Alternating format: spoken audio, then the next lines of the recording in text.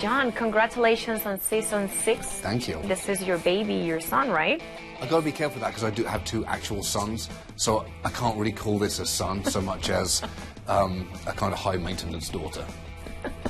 So you're definitely best known for your deep dives into topics that I would say are overlooked sometimes by the public or underreported by the agencies.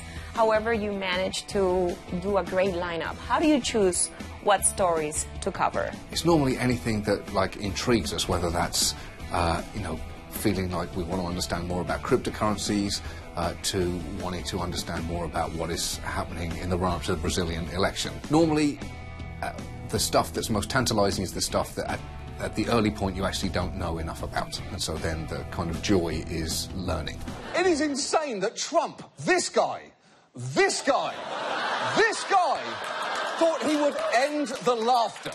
Anything's interesting if you look into it deeply enough. So, but what we try and do is show people things that they haven't necessarily seen before. We're late to everything anyway by the fact we're on a Sunday, so that kind of gets us out of the rat race of being the first to comment on the soundbite that's flying around, and actually gives us the space to decide to talk about stuff that no one is talking about. I think the reason to revisit it is if something has shifted significantly since you last talked about it at length. How do you do that revisit, especially with things happening all the time and changing, like the Venezuelan political situation? How would you explain the situation to the wide and diverse audience that watches your show?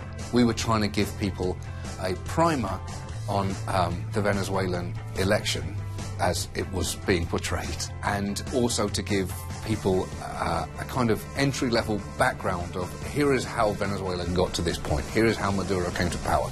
Now, there absolutely would be an argument to revisit it because so much has happened since then. Accusing America of creating Venezuela's crisis is about as fair as accusing O.J. Simpson of murdering Princess Diana. I'm not saying it will be completely out of character. It just happens to not be true in this particular instance. You've won 12 Emmys, right? And you build a very diverse audience. How would you describe the viewer, the audience that follows your show? I don't know, because I still think there's part of me that doesn't really understand why anyone would watch our show, because it sounds so boring when you describe it to someone. Hello, HBO Latin America, please tune in to the new season of Last Week Tonight. I realise that please came across a little bit aggressive and needy, but please do it. If you don't watch, we're dead.